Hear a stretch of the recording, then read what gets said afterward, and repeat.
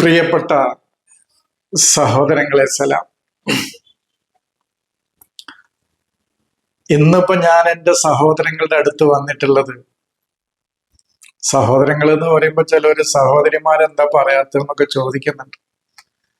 അതിൽ സഹോദരിമാര് ഉൾപ്പെടുന്നുണ്ട്. കാരണം നമ്മുടെ ക്ലാസ് ഒക്കെ കൂടുതലും സഹോദരിമാരെ പരിഗണിച്ചുകൊണ്ടുള്ള ക്ലാസ് ആണ്. കാരണം അവരെ സംബന്ധിച്ചുള്ള വിഷയങ്ങളാണ് ഇപ്പോ നമ്മൾ മുഴുവൻ സംസാരിച്ചു കൊണ്ടിരിക്കുന്ന വിഷയങ്ങൾ. അതില് അർരിജാല് വന്നിസാഉ, അതായത് ഖുർആനിലെ സ്ത്രീയും പുരുഷനും എന്ന പേരിൽ നമ്മളൊരു ക്ലാസ് എടുത്തിരുന്നു. ആ ക്ലാസ്സിന് ശേഷമാണ് നമ്മൾ നിസാ വന്ന ആയത്തുകൾ ഓരോന്നും പരിശോധിച്ചു കൊണ്ടുപോരുന്നത്. അപ്പൊ ഈ 4:43 എൻ്റെ സഹോദരങ്ങളുടെ അടുത്ത് ഇപ്പൊ ഞാൻ വന്നിട്ടുള്ളത്. 4-ാം അധ്യായം എന്ന് പറയുന്ന സൂറത്തു അന്നിസാ. ആ അന്നിസായിലെ 43-ാമത്തെ വചനം. ഇതിൽ നിസാ ഉണ്ട് എന്നുള്ളതാണ് ഈ വചനം വിശദീകരിക്കാനുള്ള എൻ്റെ ഒരു കാരണം. മറ്റൊരു കാരണം എന്താണെന്ന് നിങ്ങൾ ചോദിച്ചാലേ, എൻ്റെ ഖുർആൻ പഠന കാലഘട്ടത്തിൽ എനിക്ക് പല വചനങ്ങളും പ്രശ്നങ്ങൾ ഉണ്ടാക്കിയിട്ടുണ്ട്. അതില് പ്രശ്നമുണ്ടാക്കിയ ഒരു വചനാണ് ഇത്. അതായത് കക്കൂസിൽ പോയാൽ, അതായത് മലമൂത്ര വിസർജനം ചെയ്താൽ വെള്ളം കിട്ടിയിട്ടില്ലെങ്കിൽ മണ്ണുകൊണ്ട് മുഖവും കൈകളും തുടച്ചാൽ മതി എന്ന് പറയുന്ന ഇത് എൻ്റെ യുക്തിക്കും ബുദ്ധിക്കും വലിയ പ്രശ്നം ഉണ്ടാക്കിയ ഒരു കാര്യമാണ്. എൻ്റെ സഹോദരങ്ങൾക്ക് എങ്ങനെയാണെന്ന് എനിക്ക് അറിയില്ല കേട്ടോ. പ്രശ്നം ഉണ്ടാക്കിയിട്ടില്ല, അത് പഴയ പരിഭാഷയിൽ വലിയ പ്രശ്നമൊന്നുമില്ല എന്ന് തോന്നുന്ന ആളുകൾക്ക് ആ പരിഭാഷ എടുക്കാം. നമ്മളതിന് എതിരൊന്നുമല്ല.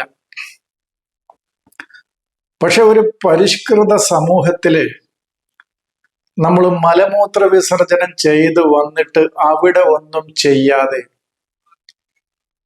മണ്ണ് കൊണ്ട് കയ്യ് മുഖവും തുടച്ചത് കൊണ്ട് എന്താണ് അതിൻ്റെ പ്രയോജനം എന്ന് എനിക്ക് അന്നും പിടികിട്ടിയിട്ടില്ല, ഇന്നും പിടികിട്ടിയിട്ടില്ല.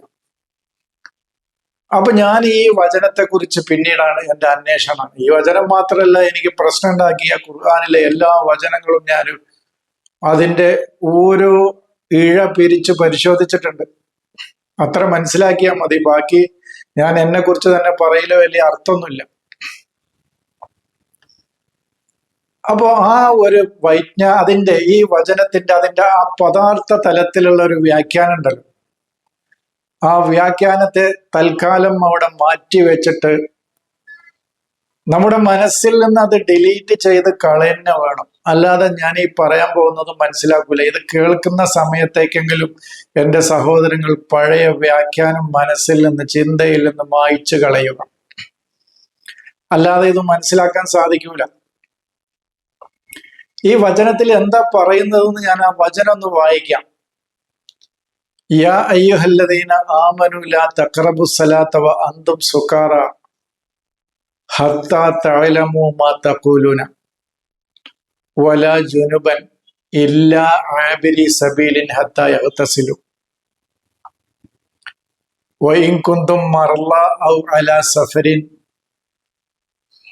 ഔ ജാഅ അഹദും മിൻകും മിനൽ ഗായിത്തി ഔ ലാമസ്തുമുൻ നിസാ ഫലം തജിദു മാഅൻ ഫതയമ്മമു സഈദൻ ത്വയ്യിബൻ ഫംസഹു വുജൂഹക്കും വൈദിയക്കും ഇന്നല്ലാഹ കാന അഫുവൻ ഗഫൂറ. ഇതാണ് ആ വചനം.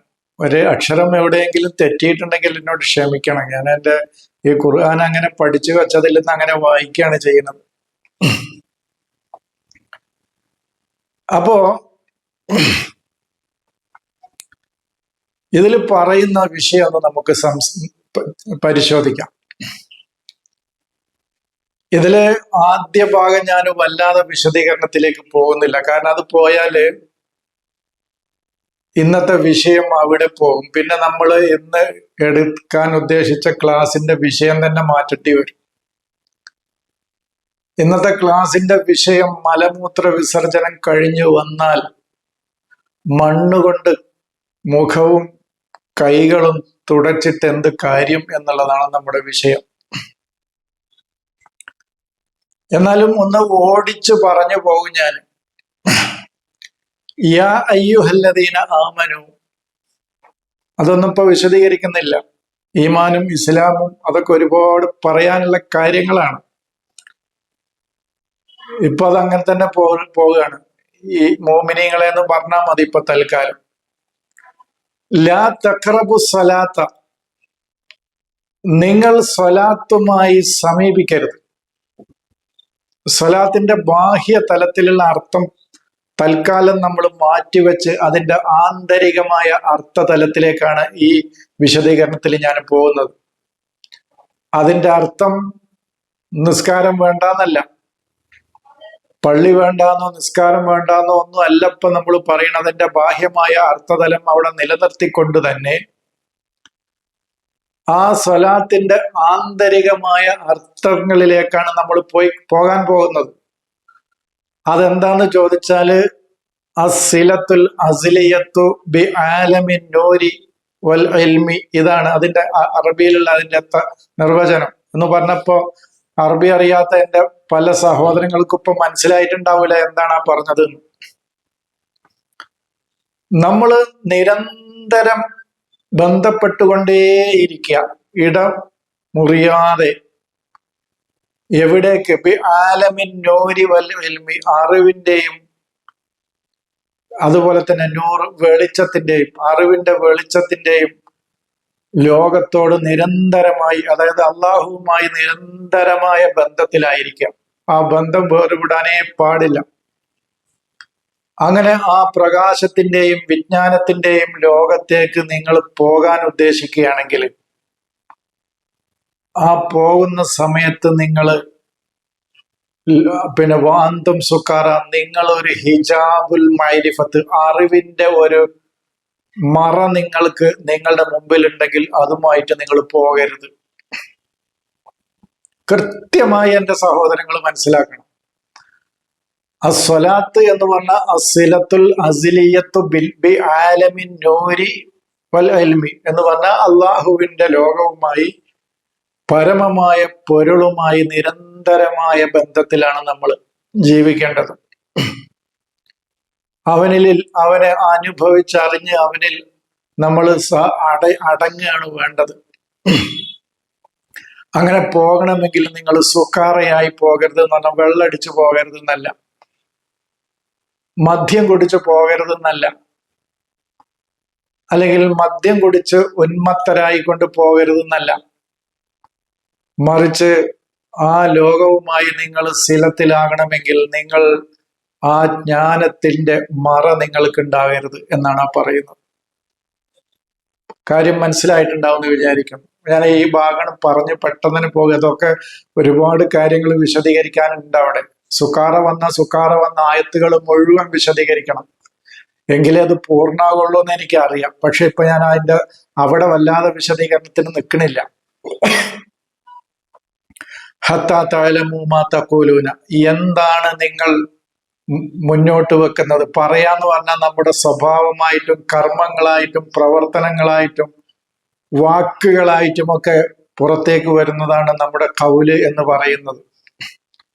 അതെന്താണെന്ന് നിങ്ങൾക്ക് വ്യക്തമായി അറിയുന്നത് വരെ, അതിനെക്കുറിച്ച് വ്യക്തമായ ജ്ഞാനമുണ്ടാകുന്നത് വരെ. പറഞ്ഞു മനസ്സിലായോ?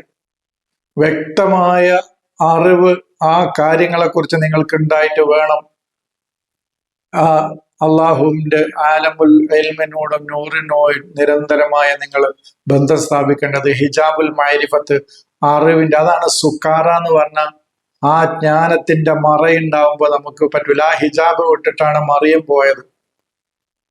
നമ്മളൊരു ക്ലാസ് എടുത്തിട്ടുണ്ട്, ഓർമ്മ ഉണ്ടോ എന്റെ സഹോദരങ്ങൾക്ക്?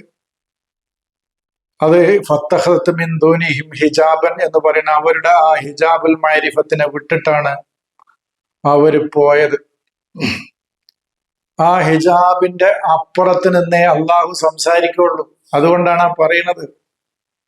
അള്ളാഹുവിന്റെ 3 സംസാരം പറയുന്നുണ്ട് ഖുർആനില്. അതിലും ഒരു സംസാരം ഈ ഹിജാബും കഴിഞ്ഞ് ഈ മറയുടെ അപ്പുറത്തേക്ക് പോകണം. ഈ ഹിജാബിൽ പിശാചാണ് ഇരിക്കുന്നത്, നമ്മുടെ ഉള്ളിലെ ഫിറൗനാണ് ഇരിക്കുന്നത്. അപ്പോഴാണ് ഈ മൈരിഫത്തിന്റെ ഹിജാബ് വിട്ടിട്ട് വേണം നിങ്ങൾ അതിലേക്ക് പോകാൻ. ഇനി പറയണം വലാ ജുനുബൻ. ജുനുബൻ എന്ന് പറഞ്ഞ വലിയ ശുദ്ധി എന്നാണ് ഇപ്പൊ പറയാം. വലിയ ശുദ്ധി എന്ന് പറഞ്ഞാല് മുസ്ലിങ്ങൾക്ക് അറിയാം, അല്ലാത്ത നമ്മുടെ സഹോദരങ്ങൾക്ക് അറിയോന്നറിയില്ല. ഒരു മനുഷ്യൻ വലിയ അശുദ്ധിയിലാകുക എന്ന് പറഞ്ഞാൽ അവന് കുളിക്കൽ നിർബന്ധമായ ഒരു അശുദ്ധിയിലായി തീരുക എന്നാണ് അതിന്റെ അർത്ഥം. ഇവിടെ അങ്ങനെയാണ് എഴുതിയിട്ടുള്ളത്. ജനബ എന്ന് പറയുന്നത് അവൻ പരിശുദ്ധിയിൽ നിന്ന് അവൻ അകന്നു നിൽക്കുകയാണ്. അതാണ് അവന്റെ തഹാറത്ത് കൽബ്. അവന് ഹൃദയശുദ്ധി നഷ്ടപ്പെട്ടിരിക്കുകയാണ്. ആ സന്ദർഭത്തിലും നിങ്ങൾ പോകാൻ പാടില്ല. ഇല്ല ആബിരി സബീൽ. ആബിരി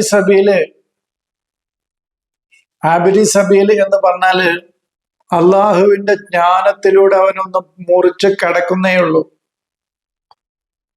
എന്ന് പറഞ്ഞാൽ അവന് കാര്യങ്ങൾ വായിക്കുന്നുണ്ട്, പക്ഷെ മനസ്സിലാകുന്നില്ല. അതാണ് ആബിരി സബീൽ എന്ന് പറഞ്ഞാൽ. അവന് ഇബ്രത്തിലേക്ക് എത്തുന്നില്ല ആ വിഷയത്തില്. അങ്ങനെയാണെങ്കിൽ ഹത്താ തഗ്തസിലു, നിങ്ങൾ അവനിലുള്ള എല്ലാ അഴുക്കുകളും കഴുകിക്കളയണം. അതാണ് ഇഖ്തിസാല്. കുളിക്കല്ല. ഖുർആൻ പറഞ്ഞ ഉസ്ല്, കുളി എന്നതുകൊണ്ട് ഉദ്ദേശിക്കുന്നത് അവന്റെ അജ്ഞതയുടെ അഴുക്കുകളെ കഴുകി വൃത്തിയാക്കി ജ്ഞാനത്തിന്റെ തലത്തിലേക്ക് അവന് വരുന്നതിനെയാണ് ഹത്താ തഗ്തസിലു എന്ന് പറയുന്നത്. അപ്പൊ അതാണ് പറയുന്നത്. അവര് ഹത്താ തഗ്തസിലു എന്ന് പറയുന്നത് അതാണ്. നമ്മളെ ഉസ്ല് എന്ന് പറയുന്നത് ഖുർആൻ പറയുന്നത്, ഞാൻ പറയുന്നത് ഇത് പദാർത്ഥപരമായ ഒരു വ്യാഖ്യാനം ഇപ്പൊ നമ്മുടെ മുമ്പിലുണ്ട്. ഇപ്പൊ അല്ലെങ്കിൽ നോക്കൂ, അതിപ്പോ ഞാൻ ഒരു 10-15 വർഷം അല്ല 10-18 വർഷം മുമ്പ് ഈ വചനങ്ങളൊക്കെ വിശദീകരിച്ചിരുന്നതാണ്. അന്നൊക്കെ ഞാൻ ഈ പറയുന്നതിന്റെ പൊള്ളത്തരങ്ങൾ മുഴുവൻ തുറന്നു കാട്ടിയിരുന്നു. ഉദാഹരണത്തിന് വലാ ജുനുബ് എന്ന് പറയുന്ന ഒരാൾ വലിയ അശുദ്ധി ആവുകയാണെങ്കിൽ, ഒരാളിപ്പോ വലിയ അശുദ്ധി ആകുകയാണെന്ന് വിചാരിച്ചോളൂ, അതിപ്പോ എവിടെ വെച്ചിട്ടാണ് ആകുക?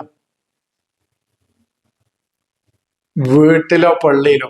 ഇവര് പറയണ ആബിരി സബീൽ എന്ന് പറഞ്ഞ പള്ളി കൂടി ഒന്ന് മുറിച്ച് വഴി നടക്കുന്നതിന് കുഴപ്പമില്ല എന്നാണ്. ഖുർആനിലെ സബീല് പറഞ്ഞതൊന്നും ഈ നാട്ടിൽ കൂടി നടക്കണീനോ വഴി നടക്കുന്നതിനോ അല്ല, അള്ളാഹുവിന്റെ സബീലാണ്. ആ സബീലിൽ കൂടി അവന് ഒരു ഉബൂറെ നടത്തണുള്ളൂ, ഇബ്രത്തിലേക്ക് എത്തിയിട്ടില്ല. അതുകൊണ്ടാണ് അതിന് ശേഷം ആ അലിഫ് വന്നത്.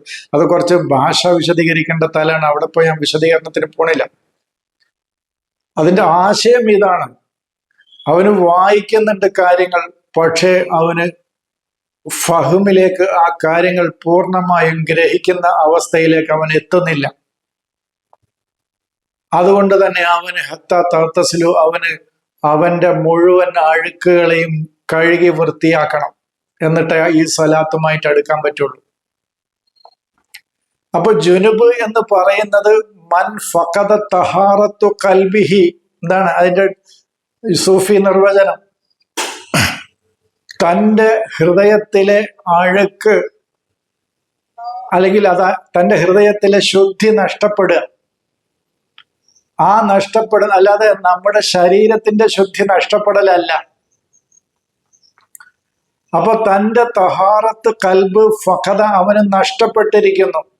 അങ്ങനത്തെ സന്ദർഭത്തിൽ അവന് കുളിച്ച് അവന്റെ അഴുക്കുകളെ മുഴുവൻ വൃത്തിയാക്കിയിട്ട് വേണം അള്ളാഹുവിന്റെ ആലമുൻ നൂരി വൽ ഇൽമിലേക്ക് അവന് വരാൻ എന്നാണ് പറയുന്നത്.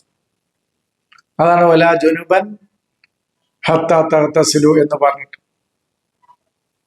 ഇനി വൈൻ കുന്തും മറല്ല, രോഗികളായി 100,000 രോഗങ്ങളുണ്ട്. അതൊന്നിപ്പോ നമ്മളിപ്പോ ഇവിടെ ക്രിട്ടിസൈസ് ചെയ്യാൻ നിന്നാല്, ആ രോഗികളൊക്കെ മണ്ണെടുത്ത് മുഖവും കൈയും തുടക്കാൻ നിന്നാലുള്ള അവസ്ഥയെ കുറിച്ചൊക്കെ ഇങ്ങനെ പറയാൻ നിന്നാല് അതൊരു പരിഹാസമായി പോകുമോ എന്ന് ഭയപ്പെട്ടുകൊണ്ടാണ് ഇപ്പൊ ഞാൻ പറയാത്തത്. ഞാൻ പറയില്ലേ, 10-18 വർഷം മുമ്പാണെങ്കിൽ അതെടുത്ത് നമ്മൾ പറഞ്ഞ് പരിഹസിച്ച് കളിയാക്കിയിരുന്നു. ആ അവസ്ഥയിൽ നമ്മൾ ഈ ഖുർആൻ മാറ്റിയെടുത്തു.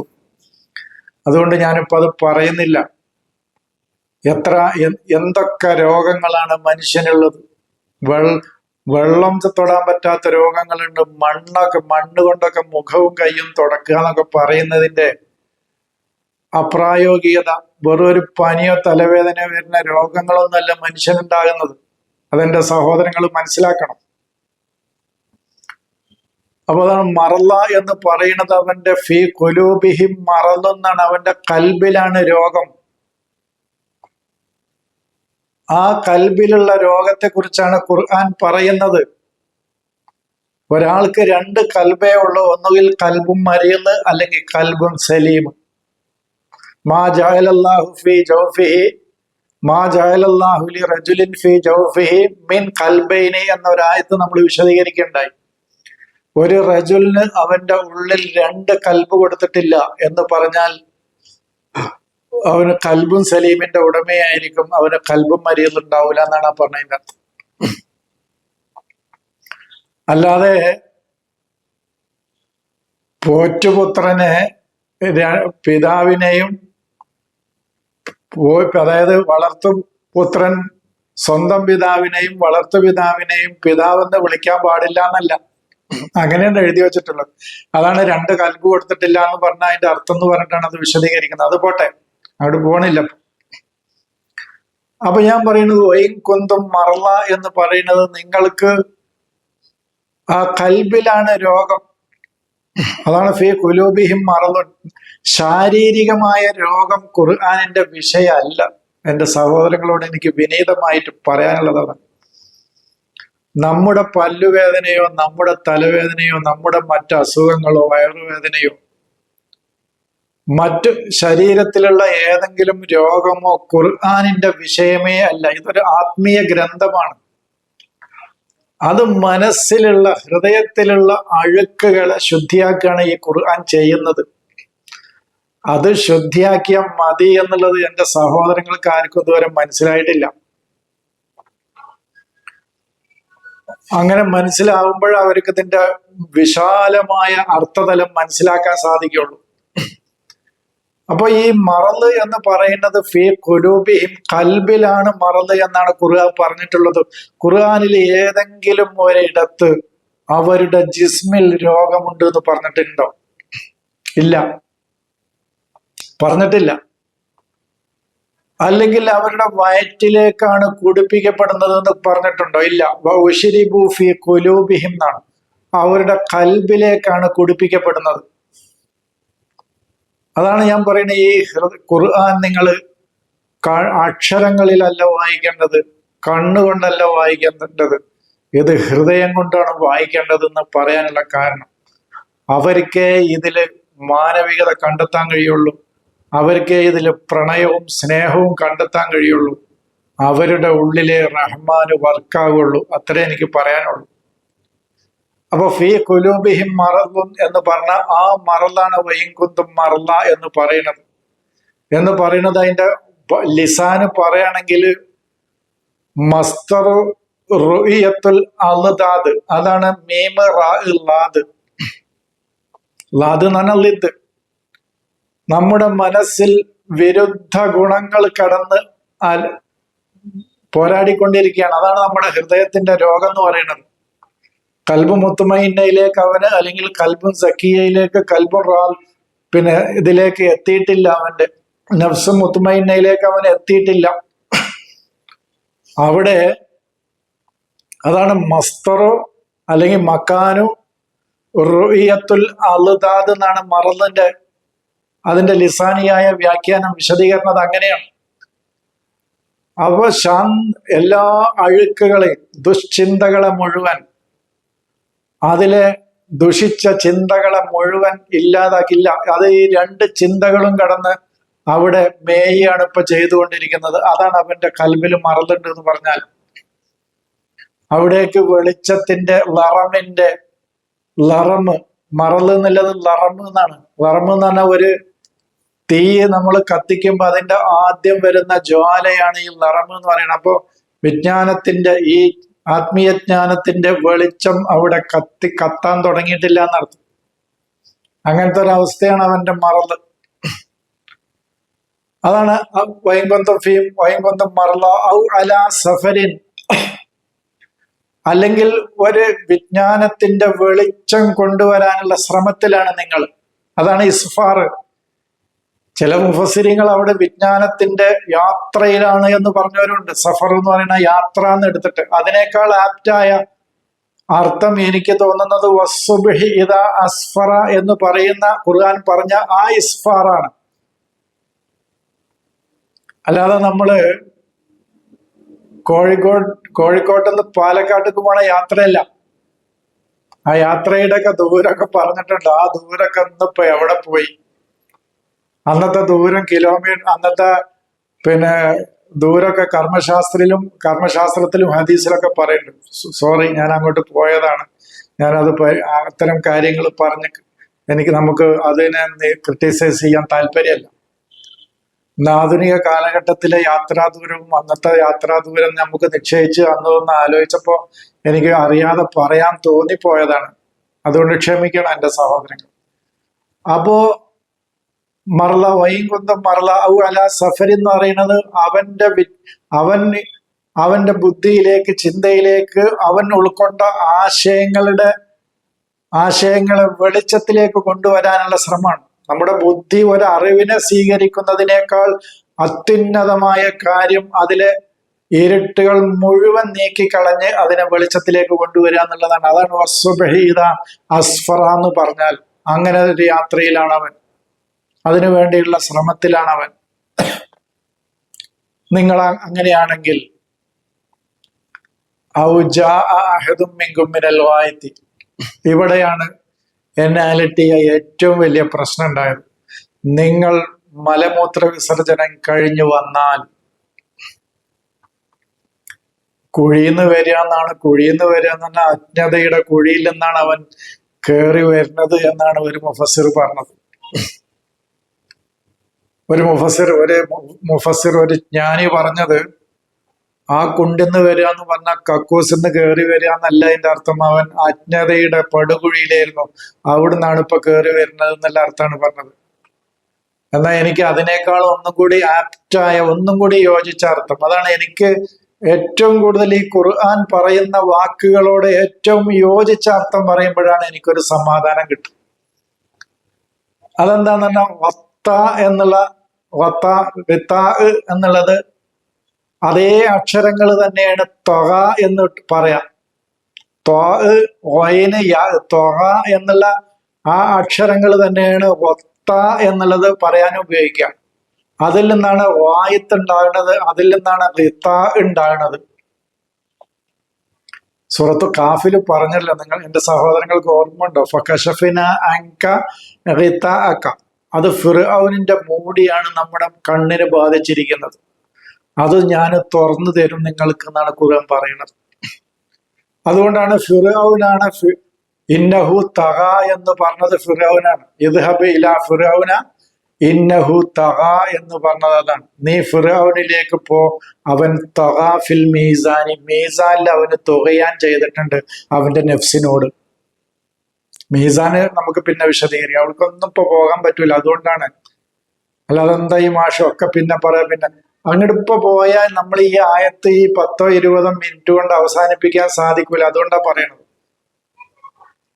അപ്പോ ഔ ജാഅ അഹദും മിൻകും മിനൽ ഗായിത്തി എന്ന് പറഞ്ഞാൽ നിങ്ങളിൽ ആരെങ്കിലും വിജ്ഞാനം അന്വേഷിച്ചുകൊണ്ട് അവന്റെ തുകയാനും നഫ്സിൽ നിന്ന് കയറി വന്നാൽ, മനസ്സിലായോ? ഇദ്ഹബ് ഇലാ ഫിർഔന ഇന്നഹു തഗ. ഈ ത്വഗ എന്നുള്ള അക്ഷരമാണ് അല്ലാ തത്ഗൗ ഫിൽ മീസാൻ എന്ന് പറഞ്ഞല്ലോ സൂറത്ത് അർ-റഹ്മാനില്. ആ തുകയാനുൽ മീസാനിൽ നിന്നാണ് അവന്റെ നഫ്സിനോടുള്ള ആ ആക്രമത്തിൽ നിന്ന് അവന്റെ നഫ്സിനോട് തന്നെ അതിക്രമം കാണിക്കുകയായിരുന്നു അവന്. സത്യത്തിൽ അവന്റെ നഫ്സിലെ നന്മയെ അവന് കണ്ടെത്തിയിരുന്നു വേണ്ടത്. അതിന് പകരം അവന്റെ ഈഗോയും അഹങ്കാരവും ശത്രുതയും ഇനി കാമം, ക്രോധമോഹം എങ്ങനെ പറയുന്നുണ്ട് അതിനെക്കുറിച്ച്, അതിലൊക്കെ ആയിരുന്നു അവൻ. അത് അവന്റെ നഫ്സിനോട് കാണിക്കുന്ന അതിക്രമമാണ്. അതിൽ നിന്നാണ് അവൻ കയറി വരുന്നത്, ഈ ജ്ഞാനത്തിന്റെ വഴി അന്വേഷിച്ചുകൊണ്ട്. ഔലാമസ്തു മുന്നിസ, നീ വൈകുന്തും ജുനുബെന്ന് പറഞ്ഞത്, ഈ ജുനുബനെ നേരത്തെ പറഞ്ഞ ഈ മുലാമസത്തുന്നിസാവ് കൊണ്ടുണ്ടാക്കുന്ന അശുദ്ധിയാണെങ്കിൽ ഔലാമസ്തു മുന്നിസ എന്ന് പിന്നെന്തിനാണ് പറയുന്നത് എന്നൊന്നും ചോദിക്കരുത്. കാരണം അറിയാതെ ചോദിച്ചു പോയതാണ്. വീണ്ടും ഞാൻ ക്ഷമിക്കണം, കാരണം അതൊന്നും ഇപ്പൊ നമ്മുടെ ചോദ്യത്തിൽപ്പെട്ടല്ല. അങ്ങനെ ഈ ആയത്തുകളിലെ വൈരുദ്ധ്യങ്ങളുടെ ചോദ്യം ചോദിക്കുകയാണെങ്കിൽ അനവധി ചോദ്യങ്ങളാണ് ഇതിൽ ചോദിക്കാനുള്ളത്, പാരമ്പര്യ അർത്ഥപ്രകാരം അതിന്റെ പദാർത്ഥ തലത്തിലുള്ള അർത്ഥം പറയുമ്പോൾ. അപ്പോ ഔലാമസ്തു മുന്നിസ എന്ന് പറയുന്നത് വിജ്ഞാനത്തിന്റെ ഉയരങ്ങളിലേക്ക് കടന്നു വരാനും ഉള്ള ശ്രമത്തിലാണ് നിങ്ങൾ. ഇതൊക്കെ ഓരോ മേഖലകളാണ് ഓരോ മനുഷ്യന്റെ. ഔലാമസ്തു മുന്നിസ അല്ലെങ്കിൽ ഹാവൽത്തും അലൽ ഇർത്തിഖാഅത്തി എന്നാണ്. ഇർത്തിഖാഅത്താണല്ലോ നിസാ എന്നുള്ളത് നമ്മൾ പഠിച്ചത്. അതാ ഞാൻ പറയണത്, ഖുർആനിലെ സ്ത്രീയും പുരുഷനും എന്ന ക്ലാസ് മുതൽ ഇങ്ങോട്ട് സ്ത്രീകളെ കുറിച്ച് പറഞ്ഞ ഒരുപാട് ക്ലാസ്സുകൾ നമ്മൾ എടുത്തു. അതൊക്കെ കേൾക്കണം. അത് ഒരു മനുഷ്യൻ, ഞാൻ പറഞ്ഞു, ഒരു ഗുരുവും ശിഷ്യനുമാണ്. ആ ശിഷ്യൻ ആത്മീയ രംഗത്തേക്ക് കയറി വന്നുകൊണ്ടിരിക്കുകയാണ്. അതാണ് നിസാഹ്. ആത്മീയ ജ്ഞാനത്തിന്റെ ഉയരങ്ങളിലേക്ക് നിങ്ങൾ വരാൻ ശ്രമിച്ചുകൊണ്ടിരിക്കുകയാണ്. അതാണ് ഔലാമസ്തു നിസാ എന്ന് പറഞ്ഞാൽ. അല്ലാതെ നമ്മളീ പറയുന്ന നമ്മുടെയൊക്കെ മനസ്സിലൊരു മുലാമസത്തുന്നിസാ ഉണ്ട്, അതല്ല. അതിപ്പോ നമ്മൾ ഇനിയിപ്പോ അങ്ങനെയാണെങ്കിൽ തന്നെ വൈകുന്തും ജുനുബെന്ന് പറഞ്ഞോണ്ട് തന്നെ ആ മുലാമസത്തുന്നിസാവും വഴി പിന്നെ ജുനുബായി തീർന്നു, വലിയ ശുദ്ധിക്കാരനായി തീർന്നു. അപ്പൊ അതൊന്നും ഇപ്പൊ നമ്മള് പറയണ്ട. ഇപ്പൊ നമുക്കതിന്റെ വെളിച്ചാണ് കത്തിച്ചു വെക്കുക, ഇരുട്ട് തന്നെ പോയിക്കോളുന്നാണ് എന്റെ ഉസ്താദ് പറഞ്ഞത്. ഔലാമസ്തു മുന്നിസ അല്ലെങ്കിൽ നിങ്ങൾ വൈജ്ഞാനിക രംഗത്ത് ഉയരങ്ങളിലേക്ക് കടന്നു വരാനുള്ള ശ്രമത്തിലാണ്. ഇപ്പൊ 5 കാര്യങ്ങളാണ് പറഞ്ഞത്. ഈ 5 കാര്യങ്ങളും നിങ്ങൾ ചെയ്യാനുള്ള ശ്രമത്തിലാണ്. പക്ഷെ നിങ്ങൾക്ക് വിജ്ഞാനത്തിന്റെ ഉറവിടം കണ്ടെത്താൻ കഴിഞ്ഞിട്ടില്ല. അതാണ് ഫൈലം തജിദു മാഅൻ. നിങ്ങൾക്ക് കണ്ടെത്താൻ കഴിഞ്ഞില്ല. അത് നമ്മള് ജ്ഞാനജലം എന്ന് പറയുന്ന ക്ലാസ് കേട്ടാൽ മതി. ഖുർആനിലെ എന്ന് പറയുന്നത് അറിവിന്റെ, ആത്മീയതയുടെ, ആത്മീയ ജ്ഞാനത്തിന്റെ ജലമാണ്. അതാണ് അവന്റെ ഹൃദയത്തെ കഴുകാനുള്ള, അതിൽ സ്നേഹവും അനുകമ്പയും ഒരുമയും പൈശാചികമായ എല്ലാ അഴുക്കുകളും കളയാനുള്ള ആ വിശുദ്ധ ജലം. ആ വിശുദ്ധ ജലം നിങ്ങൾക്ക് കണ്ടെത്താനും കഴിഞ്ഞിട്ടില്ല എന്നെങ്കിൽ നിങ്ങൾ എന്ത് ചെയ്യണം? ഫതയമ്മമു, നിങ്ങൾ അന്വേഷിക്കണം. അതാണ് തയമ്മമു എന്ന് പറയുന്നത്. നിങ്ങൾ അന്വേഷിക്കണം. തയമ്മം എന്ന് പറഞ്ഞാൽ തന്നെ അന്വേഷിക്കുക എന്നാണ്. പിന്നെ എങ്ങനെ തയമ്മം ചെയ്യാന്ന് പറഞ്ഞാൽ കയ്യും കാലും മുഖങ്ങൾ തുടക്കുക എന്ന് കിട്ടണത്? ഫത്തിഷ് വബുഹസ് എന്നാണ്. നീ പരതുകയും അന്വേഷിക്കുകയും കണ്ടെത്താനുള്ള ശ്രമം നടത്തുകയും ചെയ്യുക. എന്തിനെ? സഈദൻ ത്വയ്യിബൻ എന്ന് പറയുന്നത് അതാണ്. സഈദ് എന്ന് പറഞ്ഞാല് നിങ്ങളെ തൊട്ട്, ഒരു മുഫസ്സിർ പറഞ്ഞത് സഈദ എന്ന് പറഞ്ഞാൽ മുകളിലേക്ക് കയറിപ്പോകുക എന്നാണ്. അപ്പൊ ഉന്നതമായ അറിവിന്റെ തലങ്ങൾ നിങ്ങൾ, ത്വയ്യിബൻ ഏറ്റവും നല്ലതെന്നാണ്. ഏറ്റവും നല്ലതും അറിവിന്റെ ഉന്നതങ്ങളായ തലവും ഇപ്പൊ നിങ്ങളുടെ കണ്ണിൽ നിന്നും ദൃഷ്ടിയിൽ നിന്നും അത് മറഞ്ഞു കിടക്കുകയാണ്. പക്ഷെ അതിലാണ് ഹക്കീക്കത്ത്, യാഥാർത്ഥ്യം എന്താണെന്ന് നിങ്ങൾക്ക് അറിയിച്ചു തരാനുള്ള കാര്യങ്ങളൊക്കെ അവിടെയാണ് കിടക്കുന്നത്. ആ തലം നിങ്ങൾ അന്വേഷിച്ചു പോകണം എന്നാ പറയണത്. അന്വേഷിച്ചു പോയിട്ട് ഫംസഹു, മസഹ എന്ന് പറഞ്ഞാല് ഞാൻ പറയണ്ട, മസഹ എന്ന് പറഞ്ഞാൽ എല്ലാവർക്കും അറിയാം. ഗൾഫിലുള്ള ജോലി ചെയ്യുന്ന എല്ലാ ആളുകൾക്കും എന്തായാലും അറിയാം മസഹ എന്ന് പറഞ്ഞാൽ. അത് ക്ലീൻ ചെയ്യണം. അവന്റെ മുന്നിലുള്ള ഈ പറഞ്ഞ എല്ലാ കടമ്പകളും കടന്ന് ആ പ്രശ്നങ്ങളൊക്കെ അവൻ പരിഹരിക്കണം. ഏതുപോലെ എന്ന് പറഞ്ഞാൽ ഒരു ചില്ലിലുള്ള അഴുക്കുകളെ മുഴുവൻ, എന്തൊക്കെ അഴുക്കുകളുണ്ടോ അതൊക്കെ മസഹ് ചെയ്ത് തുടച്ചു കളയുന്നത് പോലെ ഈസ മസീഹാണ്. അത് മനസ്സിലാക്കിയാൽ മതി. ഈസ മസീഹാണ് എന്ന് പറഞ്ഞാൽ തല തുടക്കുന്ന ആളാണെന്നല്ല, കയ്യും മുഖവും തുടക്കുന്ന ആള് എന്നുള്ള അർത്ഥത്തിനല്ല. തൻ്റെ ഉള്ളില് വിജ്ഞാന അജ്ഞതയുടെ പകയുടെ എന്തൊക്കെയുണ്ട് അതൊക്കെ പൂർണ്ണമായിട്ടും തുടച്ചു കളയുന്ന ആ തലത്തിലേക്ക് എത്തുമ്പോഴാണ് അയാള് മസീഹാകുന്നത്. അതാണ് വംസഹു എന്ന് പറയുന്നത്. മസാഹ എന്ന് പറഞ്ഞാൽ തന്നെ അറിയാം എൻ്റെ സഹോദരങ്ങൾക്ക്, തുടച്ചു വൃത്തിയാക്കണം. നിങ്ങൾക്ക് പരിഹരിക്കാൻ കഴിയാത്ത ആത്മീയ ജ്ഞാനത്തിന്റെ രംഗത്ത് പരിഹരിക്കാൻ എന്തൊക്കെ പ്രശ്നങ്ങളുണ്ടോ, തടസ്സങ്ങളുണ്ടോ, അതൊക്കെ നീക്കി അവയൊക്കെ പരിഹരിച്ച് മുന്നോട്ട് പോകണം. അതാണ് ഫംസഹു. എങ്ങനെ? ബി ഐദീക്കും, ഫംസഹു ഐദീക്കും വുജൂഹക്കും. ഐദീക്കും എന്ന് പറഞ്ഞാൽ വുജൂഹ് എന്ന് പറയുന്നത് നമ്മുടെ തവജുഹാത്താണ്, നമ്മൾ അന്വേഷിച്ചു പോകുന്ന ഇടങ്ങളാണ്. അന്നൂറ വൽ ഇൽമ, അറിവും മാരിഫത്തും, വിജ്ഞാനവും ജ്ഞാനവും പിന്നെ മാരിഫത്ത് അനുഭവജ്ഞാനങ്ങളും അന്വേഷിച്ച് നിങ്ങളുടെ വ്യൂ ഉണ്ടല്ലോ, അതാണ് വജ്ഹ്. നമ്മുടെ ഈ ഫേസ് അല്ല, അത് നിങ്ങൾ നിങ്ങൾ അന്വേഷിച്ചു പോകാൻ ഉദ്ദേശിക്കുന്ന വിജ്ഞാനത്തിന്റെ ഇടങ്ങളിലൊക്കെ അതിലെ കടമ്പകൾ മുഴുവൻ കടന്ന് അവയിലെ എല്ലാ അഴുക്കുകളും നിങ്ങൾ തുടച്ച് നീക്കി അതിനെ പരിഹരിക്കണം. അതുപോലെ തന്നെ വൈദിക്കും, നിങ്ങൾക്ക് വിജ്ഞാനം നേടാനുള്ള നിങ്ങളുടെ കഴിവുകളും സ്വാധീനവും ഉപയോഗിച്ച് നിങ്ങൾ നേടിയ ഇപ്പോൾ ഉള്ള ജ്ഞാനങ്ങളിൽ എന്തൊക്കെ പിഴവുകളുണ്ടോ, അഴുക്കുകളുണ്ടോ, അവയെയും നിങ്ങൾ കഴുകി വൃത്തിയാക്കണം, അവയെയും തുടച്ചു വൃത്തിയാക്കണം എന്നാണ് പറയുന്നത്. ഇനി ഇതിൽ ഒരുപാട് കാര്യങ്ങൾ ഇനി വിശദീകരിക്കാനുണ്ട്. അത് സൂറത്തു അൽ-മാഇദയിലെ 6-ാമത്തെ ഒരു വചനം കൂടി ഇതിനോടനുബന്ധിച്ച് വിശദീകരിക്കാനുണ്ട്. അപ്പോൾ അത് പൂർണ്ണമായിട്ടും അതും കൂടിയും വിശദീകരിക്കുമ്പോൾ എൻ്റെ സഹോദരങ്ങൾക്ക് അത് ബോധ്യപ്പെടും.